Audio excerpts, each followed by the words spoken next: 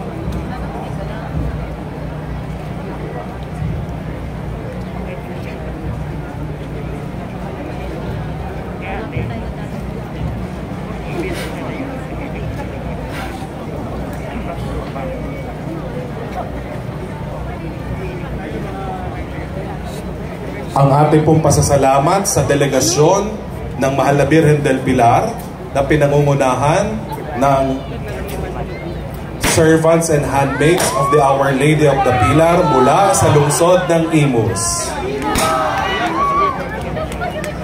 Gayon din po ang mga mananampalataya at deboto mula sa lungsod ng Imus.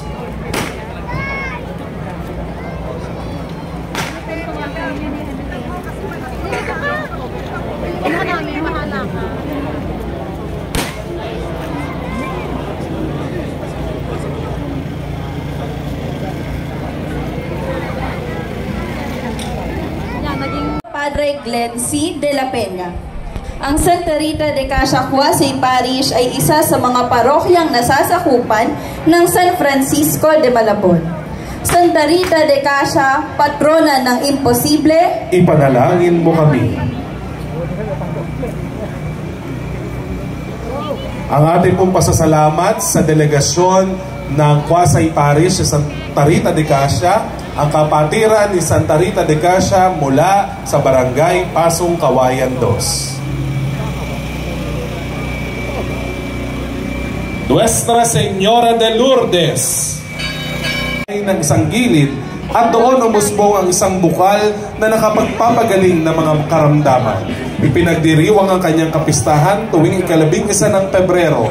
Noong ika-31 ng Oktubre, taong 2021, itinatag ang Our Lady of Lourdes Parish sa Barangay Hugo Perez, lungsod ng 13 Martires, sa pamamahala ni Reverendo Padre Aloysius Joseph M. Cosina, at ang parokya ay nasa sakupan ng Bikaryato ng San Francisco de Malabon. Mahal na Birhen ng Lourdes, mapagpagaling sa mga may sakit. Ipanalangin mo kami.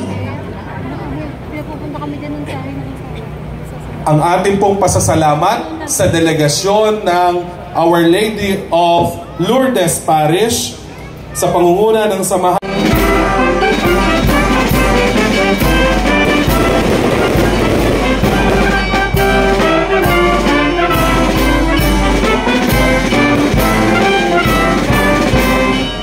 Si San Gabriel ang anghel na nagbalita sa mahal na Birhen tungkol sa pagdadalang tao nito sa ating tagapagligtas na si Jesucristo. Siya ay isa sa 3 arkanghel na nabanggit sa kasulatan at may importanteng papel sa kasaysayan ng kaligtasan. Ang kaniyang kapistahan ay tuwing Setyembre 29 kasabay sina San Miguel at San Rafael. Ang San Gabriel Arkanghel Parish ay nasa pamumuno ni Reverendo Padre Engelbert A. Bagnas at nasasakupan ng Bikaryato ng San Francisco de Malabon. San Gabriel ang Arkanghel, mensahero ng Panginoon, Ipanalangin mo kami. Ang ating pong pasasalamat sa delegasyon ng San Gabriel Arkanghel sa pangungunan ng Knights of Columbus Pastoral Council, BRB ng San Gabriel Arkanghel Parish.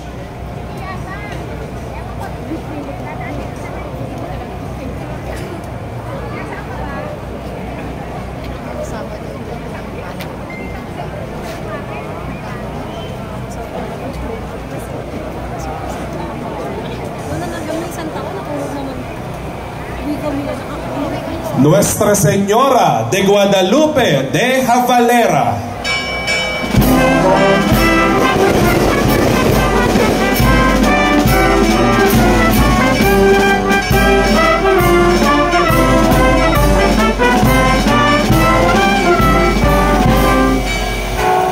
Ang titulo ng Hermanos at Hermanas. Maraming salamat po.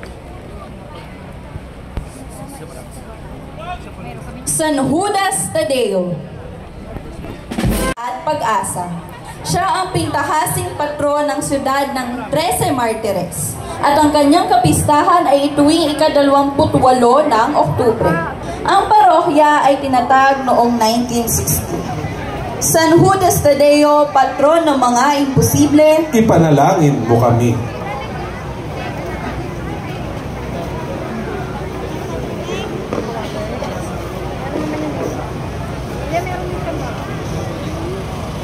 Ang ating pong pasasalamat sa delegasyon ng San Judas Tadeo, St. Jude Parish School at Samahang San Judas Tadeo ng 13 Martires City.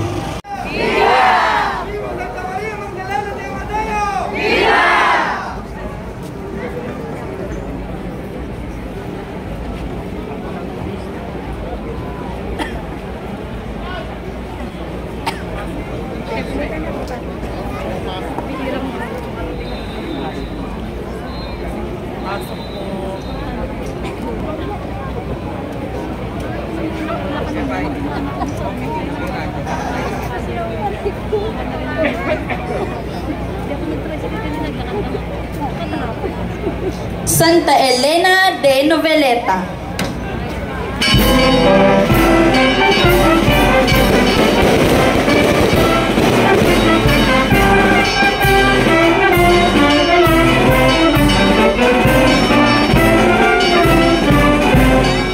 Si Santa Elena o Flavia Julia Helena Augusta sa krus na pinagpakuan ni Jesus. Dahil sa pagkilalang ito, siya ay tinagurian bilang Reyna ng Santa Cruzan. Sang-ayon sa liham pastoral ng nooy obispo ng Imus, Lubos na kagalang-galang Luis Antonio Tagle, kung saan kanyang ipinag-utos sa mga parokyang nakatalaga o nakapangalan sa ating Panginoong Hesus na magkaroon ng isang banal o santo ang mga parokyang ito na siyang kikilalanin bilang patron. At sa mahabang panahon ng pagninilay at pananalangin ng mga mananampalataya sa bayan ng Noveleta sa pangunguna ng Parish Pastoral Council, sa pamumuno ni Ginoong Elmer Villanueva at ng nooy Kura Paroho Reverendo Padre Mario G. De Leon, na pagkasunduan na si Santa Elena ang italagang patrona ng parokya ng Banal na Cruz. Dahil sa malalim na kaugnayan nito sa Banal na Cruz, noong Setyembre 14, 2014, itinalaga ni Santa Elena bilang patrona ng parokya ng Banal na Cruz at bayan ng Noveleta ng kasalukuyang obispo ng Imus, lubos sa galang-galang Reynaldo G. Evangelista. Magpasa hanggang ngayon, siya ay patuloy na minamahal at kinikilala ng kanyang bayan bilang Emperatriz at Reyna ng Santa Cruzan. Ang kanyang kapistahan ay pinagdiriwang tuwing ika-18 ng Agosto. Santa Elena, butihing patrona at emperatriz ng bayan ng Noveleta, Ipanalangin mo kami.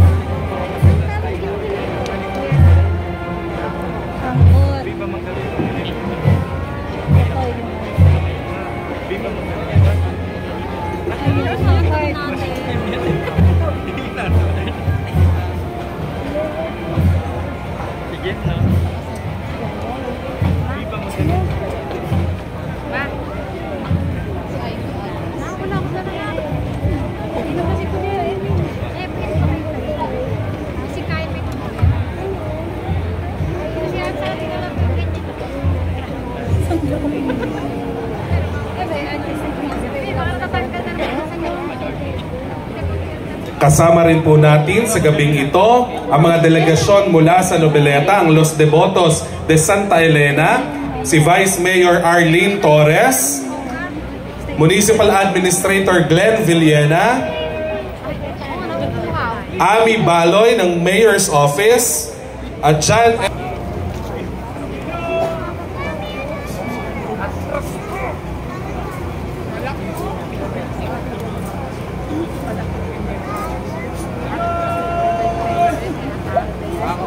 Nasa harapan po natin ngayon ang original na imahen ni Santa Elena ng Noveleta.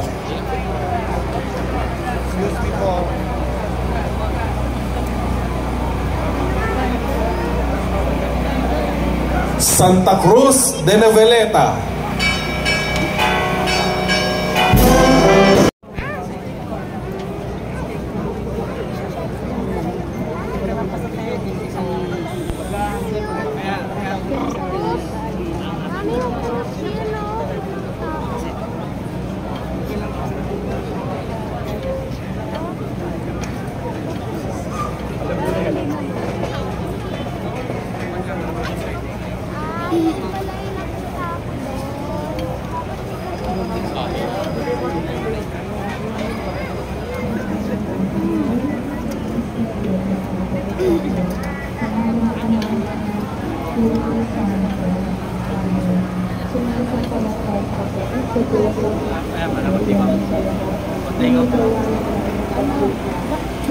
Pat.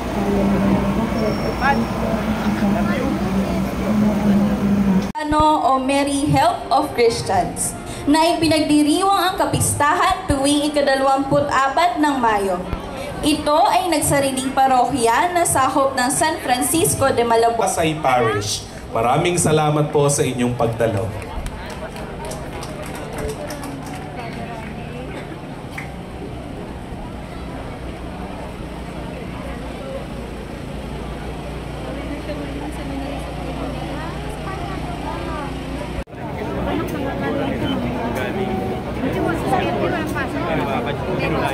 San Vicente Ferrer.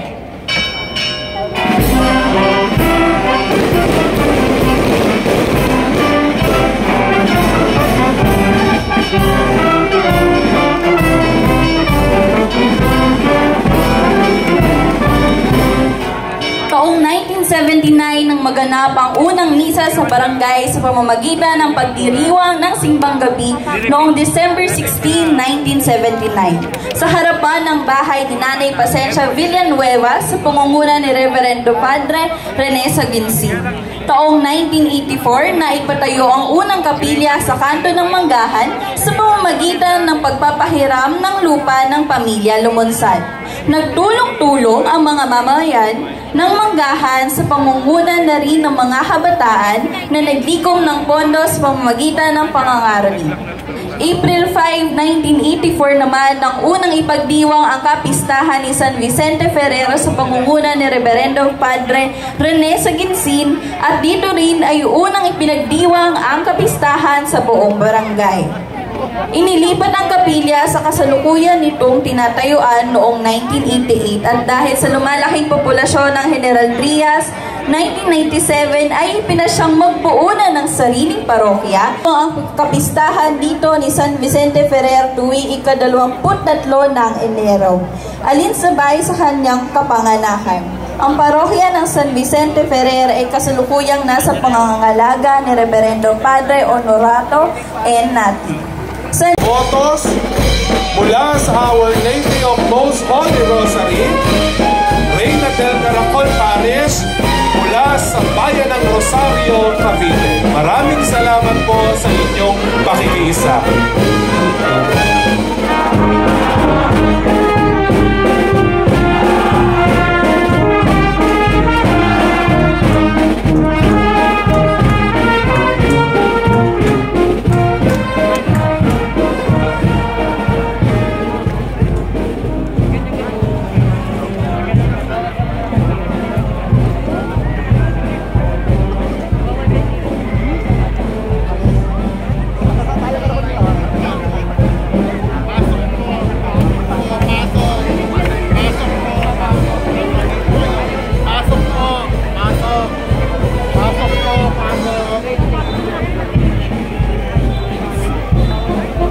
Sasangkin po kayo, pasok po. Pasok po sa loob, pasok po. Pasok tayo tayo.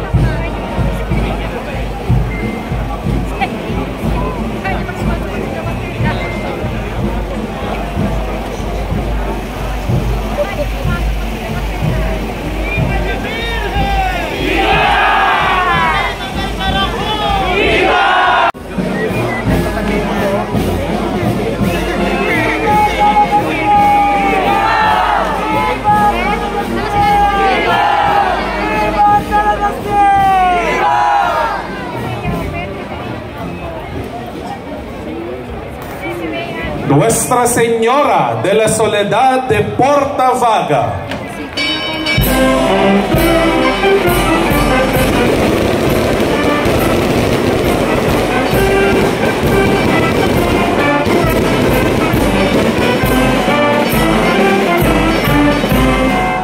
Ayon sa kasaysayan, bago nakuha sa baybayin ng Cavite ang larawan ng Mahal na Birhen ng Soledad noong gabi ng 1667, na malakas ang unos, ay nagpakita ang Mahal na Birhen sa isang Portavaga.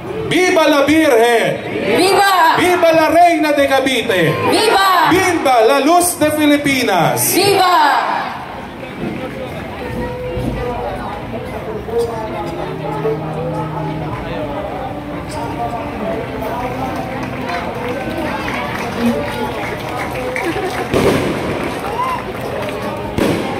Mamakan ka pag nakapapanood. Pwede sa akin mo nila.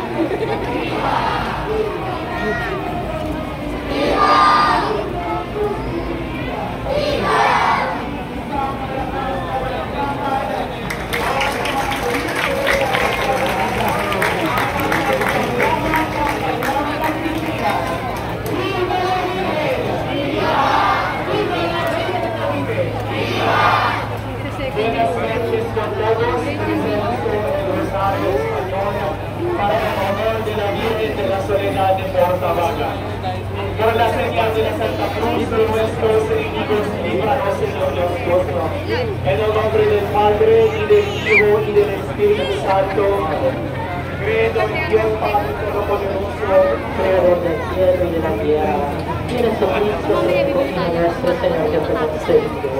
Por la obra y gracia del Espíritu Santo, y nacido de la Virgen María, padecido debajo del poder de Poncio Pilato, fue crucificado, muerto y sepultado, descendido a los infiernos. Kasama po natin ang mga kasapi ng Cofradia de la Virgen de la Soledad de Portabaga Incorporated, mga deboto mula sa lungsod ng Cavite. Kasama din ang mga namimintuho mula sa iba't ibang panig ng lalawigan ng Cavite. En la Santa Iglesia Católica, en la comunión de los santos, en el perdón de los pecados, en la resurrección de la carne, en la vida perdurable. Padre nuestro. 1924, nang dumating ang mga Jesuita sa kalupaan ng Cavite el Viejo, na ngayon ay mas kilala bilang Bayan ng Kawit. Dito sila ay nagpalaganap ng Kristyanismo. Pinatayo ang unang simbahang yari sa kahoy at taong 1638 naman nang naitalaga ang bayan sa patronato ni Santa Maria Magdalena. Sa paglipas ng panahon ay lalo pang lumaganap ang pagdedebosyon at pagsinta sa kanya ng maraming mananampalataya. Kaya tunay na kahit saan man ipangaral ang mabuting balita ay lagi at laging masasambit ang ngalan ni Maria Magdalena. Sa pagdiriwang na ika-400 taon ay hinirang bilang isang pandiocesis sa Dambana ang parokya ni Santa Maria Magdalena sa pangangasiwa ng rektor at kurang paroko Reverendo Padre Efren M. Bugayong JCD. Masintahing patrona Santa Maria Magdalena, tulungan mo kami na laging ipahayag si Jesus upang sa aming puso at sa lahat ng dako siya ay mabuhay at magtagumpay magpakailanman. Mga kapatid, ang paraluma ng bayan na nagsilang sa ating kalayaan, Apostolorum Apostola, ang kaibig-ibig na patrona ng Bayan ng Kawit, Santa Maria Magdalena.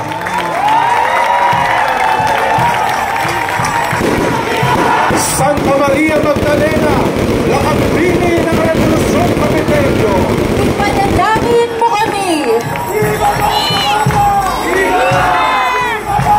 Kasama po natin ngayon ang Parish Pastoral Council, Apostol de Santa Maria Magdalena, Youth Ministry, Social Communication Ministry, Deboto at mga mananampalataya ni Santa Maria Magdalena ng Kawit. Gayon din ang kanilang Municipal Administrator, Ginoong Ray Victor Santos.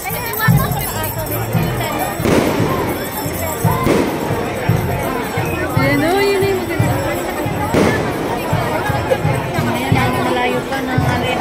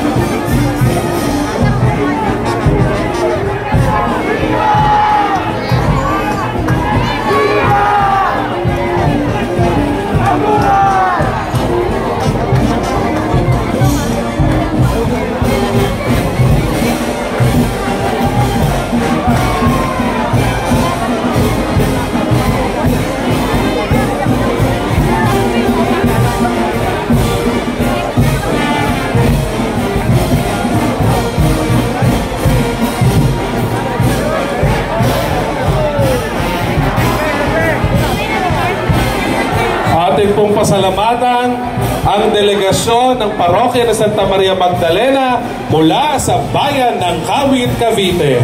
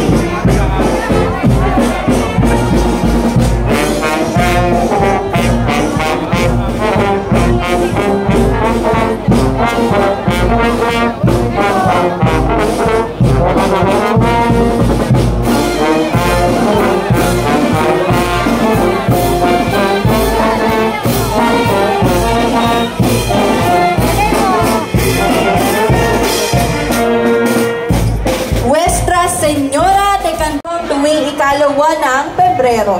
Pinaniniwalaang ang parokya ng Silang ang inang simbahan ng bayan ng Malabon bago ito nasalin sa pangangalaga ng parokya ni Santa Maria Magdalena ng Kawit. Mahal na Birhen ng Candelaria, patrona ng parokyang pinagmula ng San Francisco de Malabon, ipanalangin mo kami.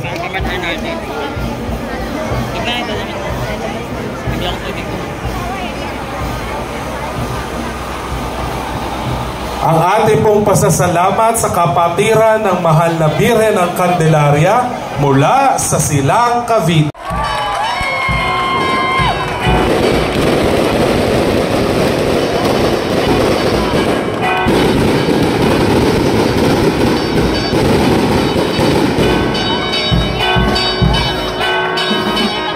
sandigan ng mamamayang Gentreseño, ang pintakasi at ama ng lungsod ng General Trias. Halina at pasalubungan ng masigabong palakpakan ang patron ng ating dikaryado, San Francisco de Malabon. Viva Tata Kiko! Viva! Viva Tata Kiko! Viva! Viva Tata Kiko! Viva!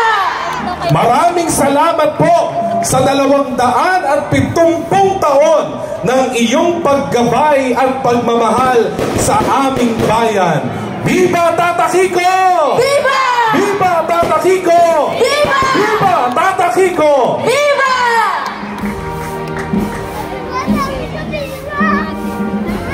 Ito po ay sasamahan ng pamilya ng ating Hermano at Hermana Mayor, Binibining Maria Melanie Bayla Potente at Ginoong Edward Potente. Gayon din po ang iba't ibang samahang pangsimbahan mula sa ating parokya at mga mamamayan ng ating lungsod.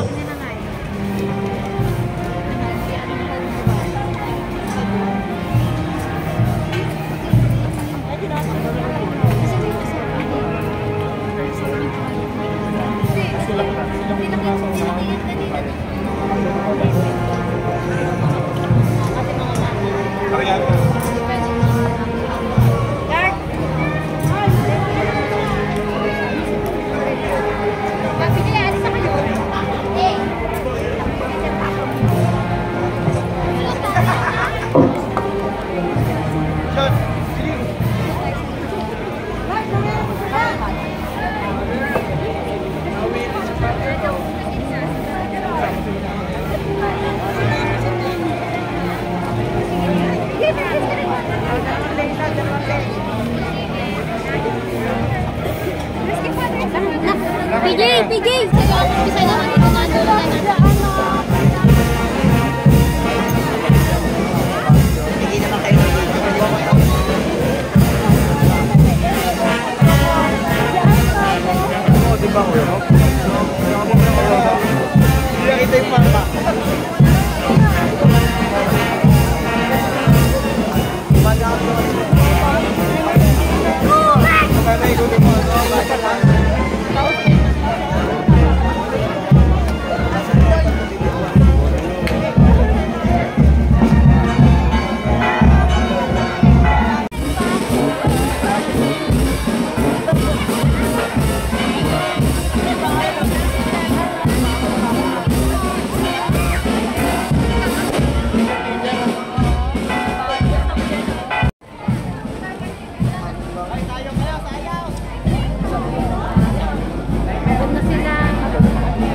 na ang rayuma. All blessing yan sa kanya. Sinanay, may dala pang karama. Ayaw.